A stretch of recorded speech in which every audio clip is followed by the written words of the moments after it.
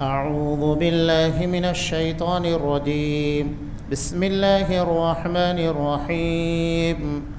والله خلقكم من تراب ثم من نطفة ثم جعلكم أزواجا وما تحمل من أنثى ولا تضع إلا بعلمه وما يعمر من معمر ولا ينقص من عمره إلا في كتاب إن ذلك على الله يسير.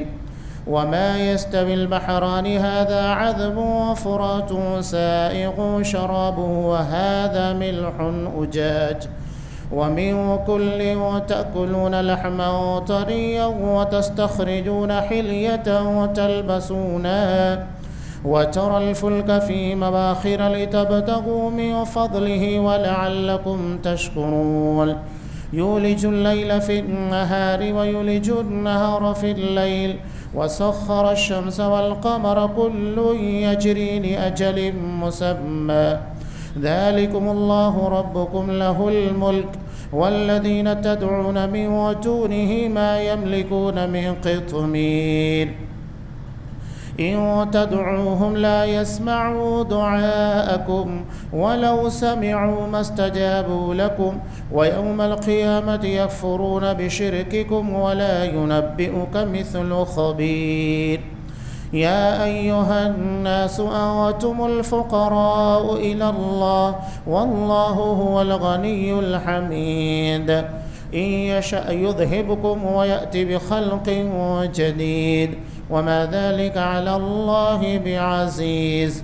ولا تزر وازرة وزر أخرى وإن تدع مثقلة إلى حملها لا يحمل منه شيء ولو كان ذا قربى إنما تنذر الذين يخشون ربهم بالغيب وأقاموا الصلاة ومن تزكى فإنما يتزكى لنفسه وإلى الله المصير.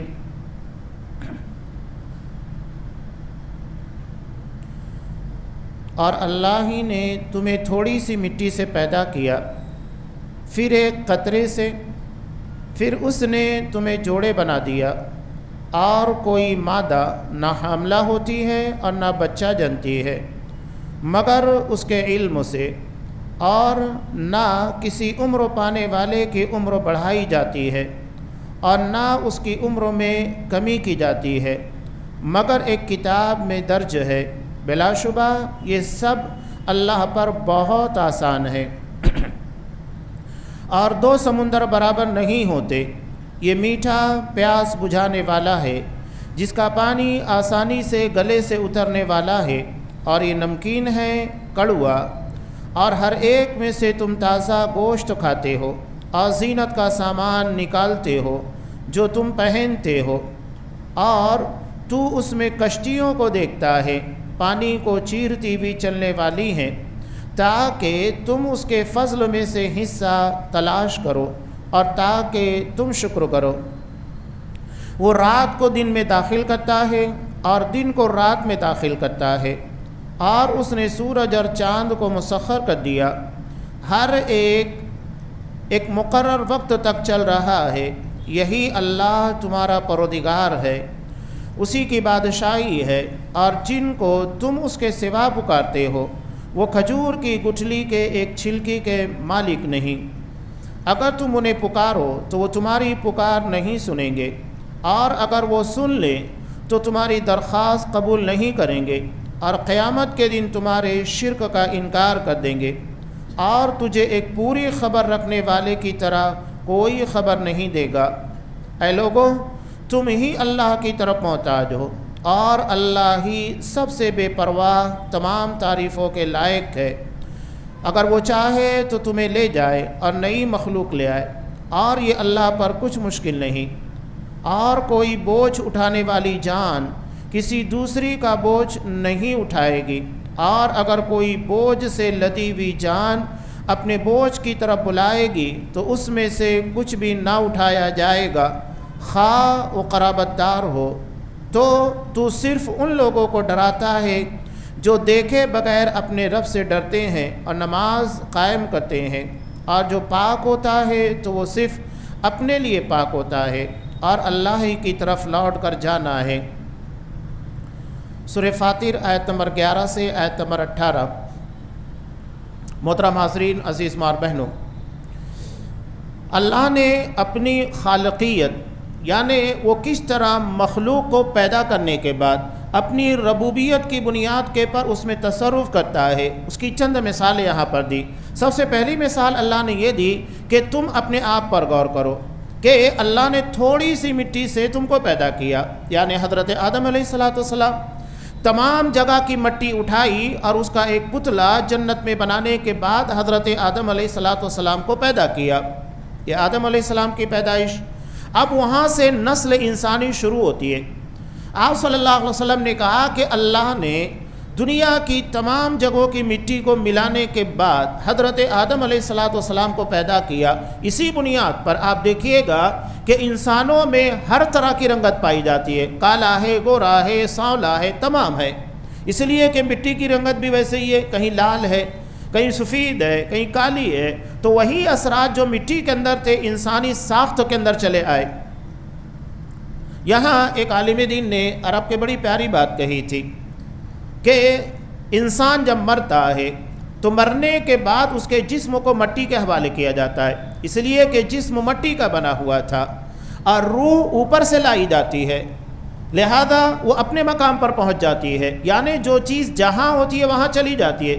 مٹی سے بنا ہوا جسم مٹی کے حوالے کیا جاتا ہے، روح چونکہ آسمان سے اترتی ہے لہذا اسے آسمان کی طرف پھر لوٹا دیا جاتا ہے۔ تو دو چیزوں کا مجموعہ ہے انسان، جسم اور روح کا۔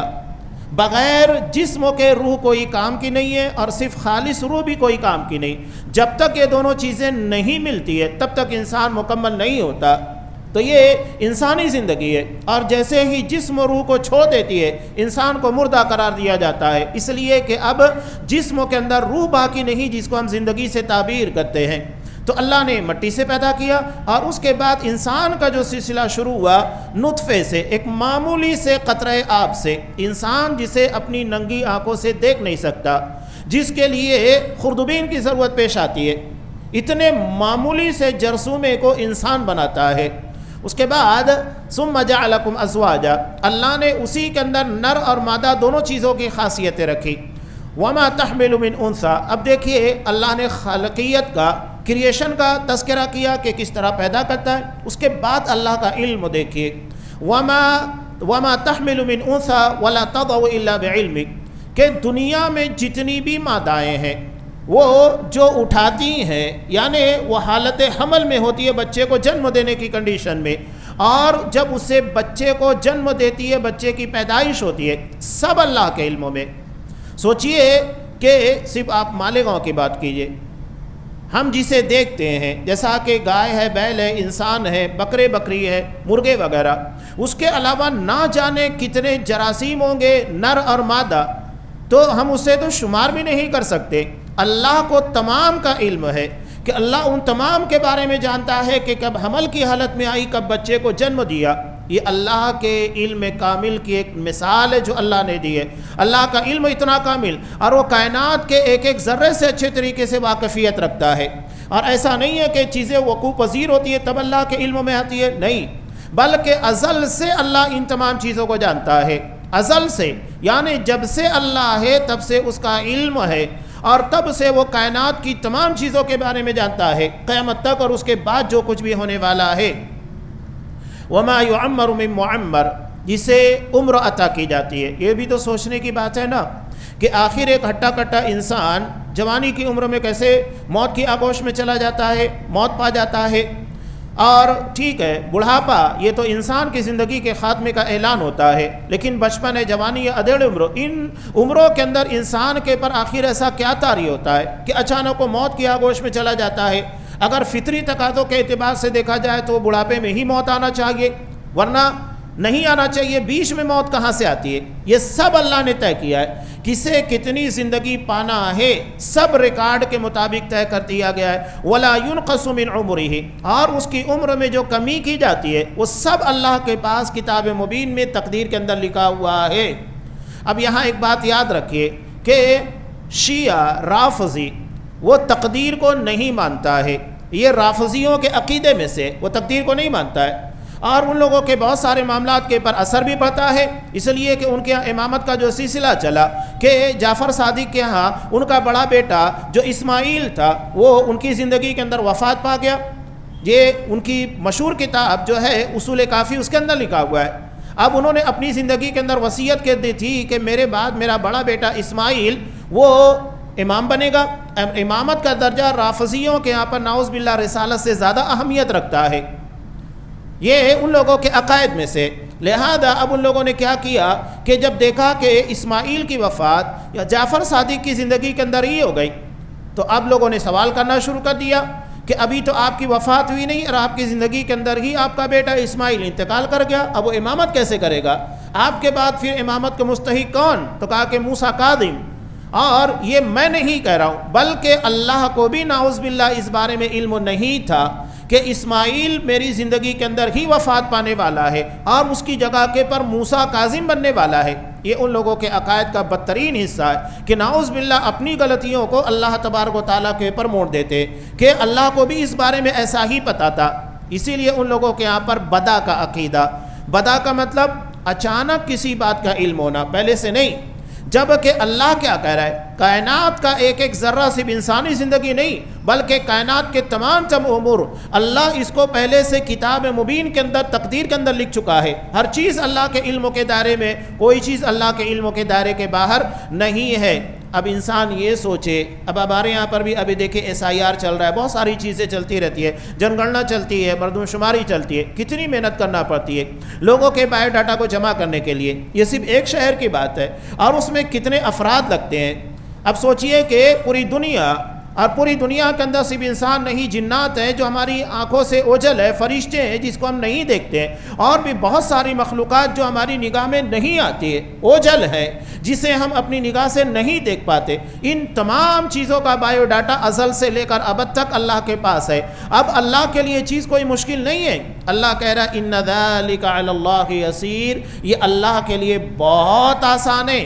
کوئی اپنے اوپر سے نہ سوچے کہ انسان کسی کام کو کرنے کے لیے بڑی مشکلات اٹھاتا ہے تو اللہ کو بھی اتنے سارے امور کے لیے کوئی مشکل درپیش آتی ہوگی، نہیں۔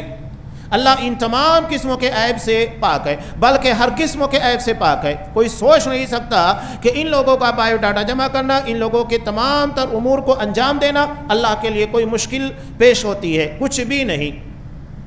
اب آگے اللہ نے سمندر کے ذریعے انسان کو مثال دی، وما یستوی البحران، دو سمندروں کے بارے میں، ایک کھارا ہے، نمکین ہے، اور ایک میٹھا ہے، اور دنیا آج اس کو دیکھ رہی ہے ویڈیو کی شکل میں، اور جن لوگوں نے مشاہدہ کیا ان لوگوں کے مشاہدے میں کہ دونوں سمندر مل نہیں پاتے ہیں۔ آخر کیا بات ہے؟ حالانکہ آپ لیجئے ایک گلاس نمکین پانی لیجئے، کھارا پانی جس کو کہا جاتا ہے، ایک میٹھا، جیسے ہی دونوں کو ملائیں گے فوراً ضم ہو جائے گا۔ ایسا نہیں ہے کہ کسی برتن کے اندر دونوں علیحدہ ہوں گے، لیکن آخر کیا بات ہے کہ دو سمندر ایک جگہ آ کر ملتے ہیں، ایک کھارا اور نمکین ہے، دوسرا میٹھے پانی کا ہے، لیکن دونوں کے درمیان کوئی ملاپ نہیں ہو پاتا اور دونوں ایک دوسرے میں ضم نہیں ہو پاتے۔ کون سی چیز ہے جو انہیں اس سے روک رہی ہے؟ قرآن اس کے بارے میں کہتا ہے کہ اس کے درمیان ایک اوٹ ہے، ایک آڑ ہے جو اس پانی کو ملنے نہیں دیتی ہے، اور انسان اس حقیقت کو نہیں سمجھ پاتا ہے۔ اللہ کہہ رہا ہے کہ دونوں کے درمیان اللہ نے اوٹ رکھی ہے جس کی وجہ سے دونوں پانی کبھی مل نہیں پائیں گے۔ اب اللہ کہہ رہا ہے کہ ھذا عذب فرات، یہ بڑا میٹھا ہے، سائغ شرابہ، اور جو آسانی سے گلے سے نیچے اتر جاتا ہے۔ میٹھا پانی ہوتا ہے، گرمی کا دن بھی ہے، ہر کوئی اچھے طریقے سے جانتا ہے کہ اگر شدت کی پیاس کے لگنے کے بعد کسی کو کھارا اور نمکین پانی دے دیا جائے، گرچہ وہ ایک بوٹل ہی کیوں نہ پی لے، لیکن اس سے اس کی پیاس نہیں بجھتی ہے اور اسے جو تسلی ہونا چاہیے نہیں ہو پاتی ہے۔ اس کے بالمقابل میٹھا پانی انسان کے لیے ایک گلاس ہی کافی ہوتا ہے، اس کو پینے کے بعد اسے سکون اور راحت نصیب ہوتی ہے۔ قرآن وہی کہہ رہا ہے کہ یہ میٹھا پانی آسانی سے گلے سے اترنے والا، اور اس کے بالمقابل یہ نمکین ہے، کڑوا ہے، اور ہر ایک میں سے تم تازہ گوشت کھاتے ہو۔ مچھلیاں، سی فوڈ جس کے بارے میں تذکرہ کیا جا رہا ہے، یہ بہت بڑی نعمت اللہ کی طرف سے، بلکہ سائنس نے اس کے بارے میں جب ماہرین نے باقاعدہ تجزیہ کیا تو حیران رہ گئے، اور یہ کافی سالوں پہلے آ چکا ہے۔ وہ کہتے ہیں کہ اگر دنیا کی آبادی آج جتنی ہے اگر یہ 10 گنا ہو جائے، آج مثال کے طور پر 5 ارب لوگ پوری دنیا میں رہتے ہیں، اگر یہ 50 ارب ہو جائے تب بھی اللہ نے صرف سمندر کے اندر اتنی غذا رکھی ہے جو پوری کے پوری دنیا کے انسانوں کے لیے کافی ہو جائے، اس کے لیے ضرورت ہی نہیں ہوگی۔ اللہ بہتر جانتا ہے کہ انسان کو کیا ضرورت ہے۔ آج ہم سوچتے ہیں کہ ہمارے یہاں بچوں کی پیدائش زیادہ ہوگی تو کیا ہوگا، جن سنکھیا بڑھ جائے گی تو کیا ہوگا، اسے کنٹرول کرنے کی کوششیں کی جا رہی ہے، لیکن یہ اللہ تبارک و تعالیٰ کی رزاقیت کو للکارنے والا معاملہ ہے۔ اللہ نے پیدا کیا، ہر کوئی اپنی تقدیر کو لے کر آتا ہے۔ اللہ بچے کے پیدا ہونے سے پہلے اس کی تقدیر کو لکھ دیتا ہے، اس کا رزق تمام چیزیں لکھ دی جاتی ہے، اللہ نے وہاں اس کا انتظام کر دیا ہے۔ اور دنیا کے لوگ بڑی فکر کر رہے ہیں، اپنی فکر کر لو کافی ہے، دنیا کی فکر کرنے کی ضرورت نہیں۔ رزاق اس کے بارے میں کافی ہے، اس نے پیدا کیا، وہ اپنی مخلوق کے بارے میں بہتر علم رکھتا ہے کہ کتنے پیدا ہوں گے اور کتنے لوگوں کے لیے کیا انتظامات کرنا ہوگا، وہ اللہ بہتر جانتا ہے، اس کے بارے میں خدائی دعویٰ نہیں کرنا چاہیے۔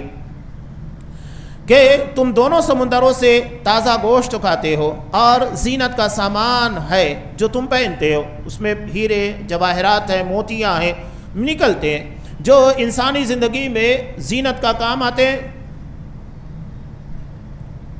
اور تم اس میں کشتیوں کو دیکھتا ہے، پانی کو چیرتی ہوئی چلنے والی ہے، تاکہ تم اس کے فضل میں سے اپنا حصہ تلاش کرو اور تاکہ تم شکر کرو۔ یہ تجارت ہے، یعنی اللہ نے پانی کا بھی سامان رکھا جو ہماری بنیادی ضرورت، اس کے بعد کھانے کا بھی نظم کیا، کھانے پینے کا نظم سمندر سے ہو رہا ہے۔ آج دیکھیے عرب ممالک سمندر کے ذریعے ہی پانی نکال کر پینے کا سامان، پانی کا انتظام کر رہے ہیں، ان لوگوں کے لیے بڑی آسانی ہو گئی ہے۔ اللہ نے یہ ٹیکنالوجی دی نا، سمندر سے فائدہ اٹھا رہے ہیں، یعنی اسی پانی کو فلٹر کرنے کے بعد پینے کے قابل بنا رہے ہیں۔ یہ اللہ کی دی ہوئی ایک بہت بڑی نعمت۔ کھانے کا نظم، آج انسان سمندری غذا کتنا بڑا حصہ ہے ہماری زندگی کے اندر، کہ جس کی بنیاد کے پر ہم سمندر سے حاصل ہونے والی غذائیں اس سے اپنی کھانے کی ضرورت کو پورا کرتے ہیں۔ آپ غور کیجئے کہ جو سمندر سے غذا مل رہی ہے وہاں تو ہمیں کوئی محنت نہیں سوائے پکڑنے کے، اس کے علاوہ کوئی محنت نہیں ہے۔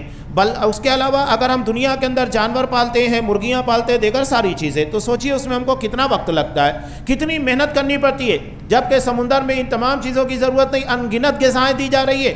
اور مچھلیاں بھی ہے تو ایک طرح کی نہیں ہے، ان گنت قسموں کی اللہ نے مچھلیاں رکھی ہے، اس کے علاوہ بھی کیکڑے ہیں، جھینگے ہیں، جو انسان کی ضرورت کو پورا کرنے کے لیے لذت کے اعتبار سے بے شمار ہے۔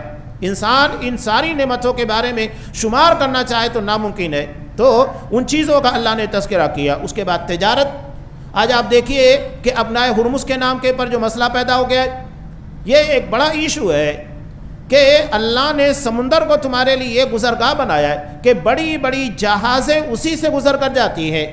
یہ ایروپلین وغیرہ ہے، یہ بھی ہماری زندگی کا حصہ ہے، لیکن یہ اتنے سامان کو نہیں لے جا سکتی ہے جو انسانی ضرورت کے لیے بہت ہی اہمیت رکھتا ہے۔ جتنے تجارتی قافلے ہوتے ہیں بڑے بڑے جہاز کے ذریعے، کنٹینروں کے ذریعے ہی سپلائی کیے جاتے ہیں، تو یہ اس کا اللہ نے تذکرہ کیا کہ بڑی بڑی کشتیاں ہیں، آسانی کے ساتھ اس کے پاس سے گزرتی ہے۔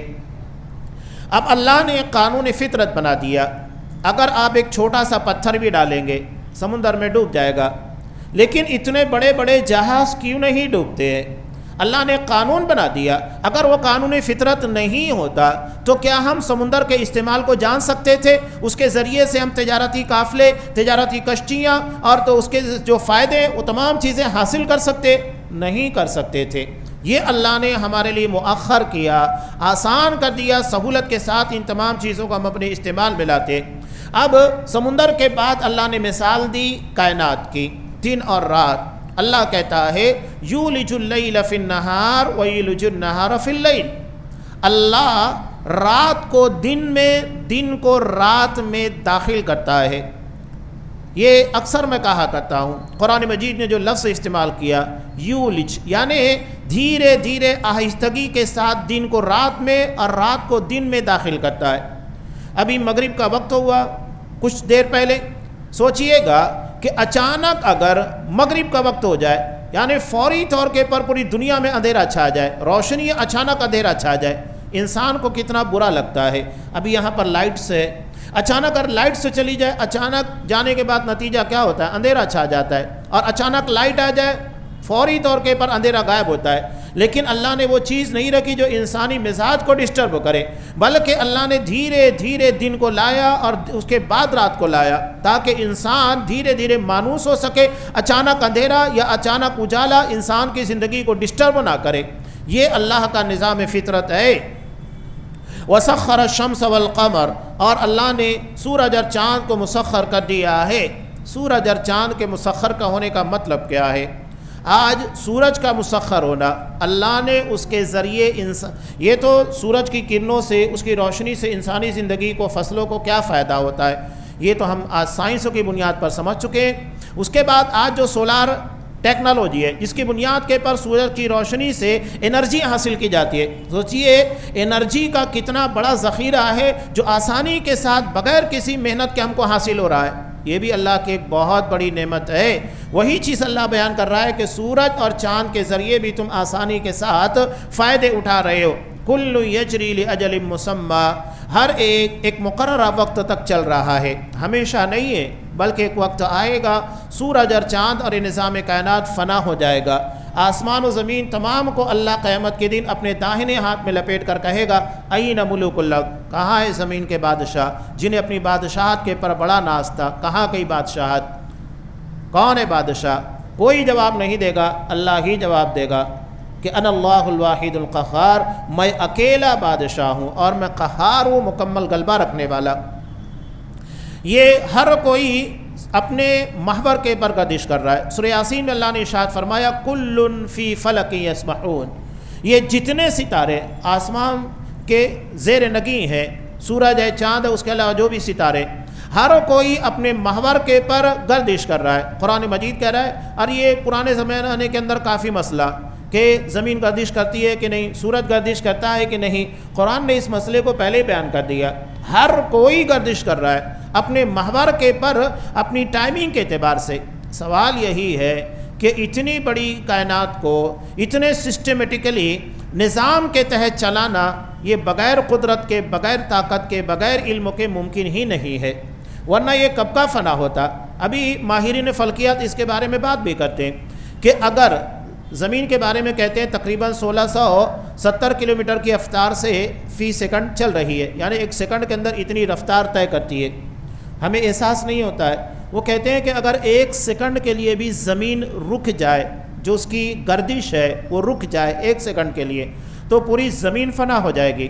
ہوا کی رفتار 1000 کلومیٹر بڑھ جائے گی، اور جو چیز بھی اس کے راستے میں آئے گی اس کو فنا کر دے گی، اور اس کے بعد یہ سمندر کی لہریں اتنی اونچی ہو جائے گی، سونامی آئے گی، پورا کا پورا شہر تباہ ہو جائے گا، بڑی بڑی بلڈنگیں چند لمحوں کے اندر ڈھیر اور ملبے میں تبدیل ہو جائے اگر ایک سیکنڈ کے لیے زمین کی رفتار رک جائے۔ سوچئے کہ اللہ تبارک و تعالیٰ جو قادر ہے، اسے معلوم ہے کہ اس کی رفتار ایک لمحے کے لیے بھی نہیں رکنا چاہیے، ورنہ یہ زمین انسانوں کے رہنے کے قابل نہیں ہوگی۔ انسان آج ماہرین فلکیات اس بارے میں بہت تحقیقات کر رہے ہیں، ریسرچ کر رہے ہیں، دوسرے سیاروں کے پر جانے کے بعد مریخ ہے، مارس وغیرہ کے بارے پر، مشتری وغیرہ، کہ وہاں انسانی زندگی کا کوئی سراغ ہے کہ نہیں ہے، تو وہ اس نتیجے پر پہنچے کہ نہیں، سوائے زمین کے انسان کے لیے کوئی جگہ ہے ہی نہیں۔ تو یہ تو اللہ بہتر جانتا ہے نا کہ انسان کے رہنے کے لیے پانی ہے، آکسیجن وغیرہ جو بھی ضروریات ہے، وہ تمام چیزیں زمین پر ہی ہیں، لہذا انسان کو زمین کے پر بسایا گیا۔ حالانکہ اس سے بہت بڑے بڑے ستارے موجود ہیں جہاں انسان کو بسایا جا سکتا تھا، لیکن چونکہ وہ انسان کے رہنے کے قابل نہیں ہے، لہذا اللہ نے انسان کو وہاں پر نہیں رکھا۔ تو اللہ اسی چیز کا تذکرہ کر رہا ہے، سورج چاند کو مسخر کیا، ہر کوئی اپنے محور، اپنے مدار کے پر گردش کر رہا ہے۔ ذالکم اللہ ربکم، وہی اللہ تمہارا رب ہے، لہ الملک، وہ رب بھی ہے اور کائنات کی ایک ایک چیز اللہ کی ملکیت ہے، اور اللہ کو چھوڑ کر تم جس کو پکارتے ہو، یہ کھجور کی گٹھلی کے پر ایک دانہ جو ہوتا ہے، چھلکا، باریک سا چھلکا ہوتا ہے، اس کے بھی مالک نہیں ہے۔ کتنی واضح بات قرآن کہہ رہا ہے کہ وہ ایک ذرے کے مالک نہیں ہے، تو پکارتے کیوں ہو؟ یہاں آگے اس کے بارے میں قرآن نے اور وضاحت کی، چلو ٹھیک ہے تم پکار رہے ہو، ان تدعوہم لا يسمعوا دعاءکم، قرآن کہہ رہا ہے کہ چلو مان لیا جائے تم ان کو پکار رہے ہو، تمہاری آواز نہیں سنتے ہیں، تو ضرورت کیا ہے پکارنے کی جب وہ سن ہی نہیں رہے؟ اور چلو مان لیتے ہیں کہ سن لیا، تو قرآن کیا کہہ رہا ہے؟ مستجاب لکم، وہ جواب دیں گے ہی نہیں۔ یعنی اگر مردہ بالفرض وہ سن لے تو ہماری آواز کا جواب نہیں دے گا تو پکارتے کیوں؟ اس کے بعد اللہ تبارک و تعالیٰ نے کیا پیاری بات کہی، یا ایھا الناس انتم الفقراء الی اللہ، لوگو تم سب اللہ کے محتاج ہو، سب اللہ کے در کے بھکاری ہو، فقیر ہو۔ اللہ غنی ہے، بے نیاز ہے، لائق تعریف ہے، تو سب کے سب جب اللہ کے محتاج، اس میں انبیاء بھی آ گئے، تمام صحابہ بھی آ گئے، تمام اولیاء بھی آ گئے، تمام نیک لوگ آ گئے، کافر مشرک سب اللہ کے محتاج، کوئی مخلوق اللہ تبارک و تعالیٰ سے بے نیاز نہیں ہے، ہر کوئی محتاج ہے، تو پھر اللہ ہی سے مانگو نا، وہ غنی ہے، وہ لائق تعریف ہے، محتاج سے کیوں مانگتے ہو؟ کبھی آپ نے کسی فقیر کو دیکھا کہ وہ کسی فقیر سے بھیک مانگتا ہو کہ لا مجھے 10-5 روپے دے دے؟ وہ بھی تو مالدار سے ہی مانگتا ہے نا، جس کو پتا ہے کہ اس کے پاس کچھ ہے، وہ کبھی بھی کسی فقیر سے بھیک نہیں مانگتا۔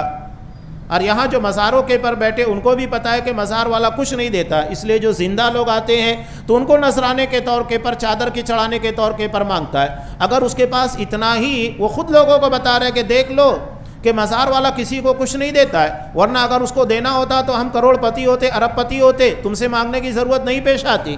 وہ زندہ انسانوں سے مانگتا ہے۔ تو یہ کتنی واضح چیز ہے قرآن مجید نے جس کو یہاں لا کر پیش کیا۔ بلکہ اللہ اتنا بے نیاز ہے، اِن یشاء یذھبکم، اگر وہ چاہے تو تمہیں فنا کر دے، پورے انسانوں کو مٹا دے، ویأتی بخلق جدید، اور ایک نئی مخلوق لے کر آئے۔ اللہ کو کوئی ضرورت نہیں ہے۔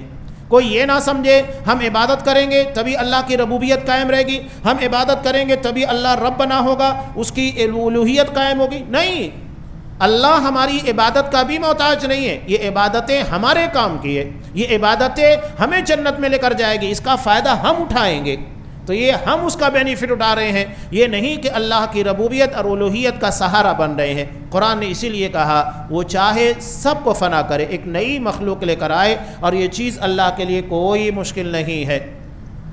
اب قیامت کے منظرنامے کو قرآن مجید پیش کر رہا ہے، بالکل واضح شفاف عقیدہ، کوئی کسی کا بوجھ نہیں اٹھائے گا، وَلَا تَزِرُ وَازِرَةٌ وِزْرَ أُخْرَىٰ، کوئی کسی کا بوجھ نہیں اٹھائے گا۔ تم واضح پیغام، آپ صلی اللہ علیہ وسلم نے بھی اپنی زندگی کے اندر یہی پیغام دیا۔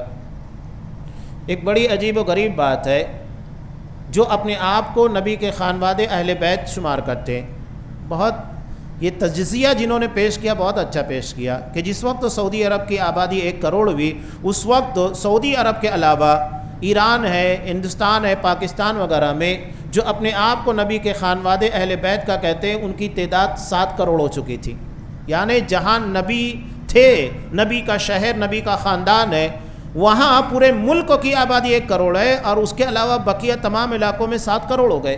عجیب و غریب بات ہے، ہر کوئی اپنے آپ کو سید زادہ بتانے کی کوشش کر رہا ہے، پتہ نہیں ثابت ہے کہ نہیں ہے، اللہ بہتر جانتا ہے۔ بہرحال یا آپ صلی اللہ علیہ وسلم نے اپنے خانوادے کو بھی کہہ دیا، اپنی پھوپھی صفیہ کو کہا جو مسلمان تھیں، اپنی بیٹی فاطمہ کو بھی کہا، اس سے قریبی نسبت کیا ہو سکتی ہے، اور اپنے قریبی رشتہ داروں کو، بنی ہاشم وغیرہ کو کہا، ایک دم واضح اعلان کر کے میں نبی ہوں، یہ سمجھ لینا قیامت کے دن تمہارے کوئی کام نہیں آؤں گا، کہ اگر تم کوئی مشکل پریشانی میں گرفتار ہو تو تمہیں آ کر بچا لوں گا، نہیں۔ وہاں تو ابراہیم خلیل اللہ اپنے باپ کو نہیں بچا پائیں گے، تو پھر مجالی کیا رہ جاتی ہے؟ بلکہ دنیا میں حضرت نوح نے اپنے بیٹے کو نہیں بچایا، نہیں بچا پائے، اللہ سے دعا مانگی، اللہ نے اس کا رد کر دیا اور منع کیا کہ آئندہ اس طرح کی دعا مت کرنا۔ یہ کتنا واضح شفاف عقیدہ ہے۔ اور اگر کوئی بوجھ سے لدی ہوئی جان اپنے بوجھ کی طرف بلائے گی، یعنی کوئی انسان بوجھ میں گناہ کا بوجھ لادے ہوئے کسی کو دعوت دے گا ذرا سا ہلکا کر دو، اتار دو، تو پھر یہ بھی ممکن نہیں ہے وَلَوْ كَانَ ذَا قُرْبَىٰ، اگرچہ وہ اس کا قریبی رشتہ دار ہو، باپ ہو، بیٹا ہو، کوئی بھی ہو۔ دنیا میں تو انسان لپکتا ہے کہ بھائی بھائی کو دیکھ کر، بیٹا اپنے باپ کو دیکھ کر، رشتہ دار کو دیکھ کر کہ میرے بھائی کو یا میرے رشتہ دار کو، ماں یا باپ کو کچھ ہوا، بھاگتے ہوئے جاتا ہے، وقت دیتا ہے۔ یہ دنیا کے لیے، آخرت کے لیے نہیں ہے۔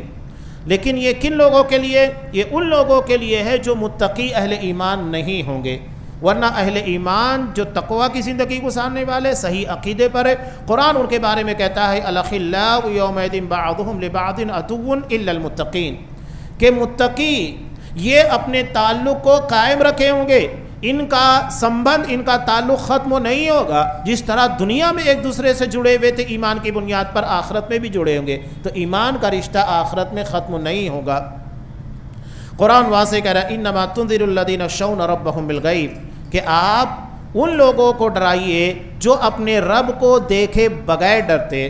کسی نے رب کو نہیں دیکھا ہے، بن دیکھے اللہ سے ڈر رہے ہیں، نماز کو قائم کرتے ہیں، اور جو بھی اپنا تزکیہ کرے گا، اپنے نفس کی پاکی اور صفائی کا اہتمام کرے گا، تو یہ فائدہ اسی کو حاصل ہونے والا ہے، اور ہر کوئی اللہ کی طرف لوٹ کر جائے گا۔ یہ ایک حصہ تھا۔ اب قرآن مجید چند ایسی مثالیں دے رہا ہے جہاں پر تمہیداً کچھ باتیں بیان کی گئی، جیسا کہ کیا آسمان و زمین برابر ہو سکتے ہیں، بینا نابینا برابر ہو سکتے ہیں۔ قرآن نے ان چیزوں کو مثال کے طور پر پیش کرتے ہوئے کہا کہ اسی طرح زندہ اور مردہ برابر نہیں ہو سکتے، اس لیے کہ مردہ پرستی ہی دراصل شرک کی بنیاد بنتی ہے۔ اس کی تفصیل انشاءاللہ آئندہ درس میں آئے گی۔ اللہ سے دعا ہے کہ وہ ہمیں اس کی ربوبیت کے پر جیسا ایمان ہونا چاہیے ویسا ایمان رکھنے کی توفیق دے، اور اس کی الوہیت کے جو تقاضے ہیں بندگی کے، اللہ بندگی کے تقاضوں کو کما حق ادا کرنے کی توفیق عطا فرمائے، اور اسے شرف قبولیت بخشے۔ آمین۔ وآخر دعوانا ان الحمد للہ رب العالمین۔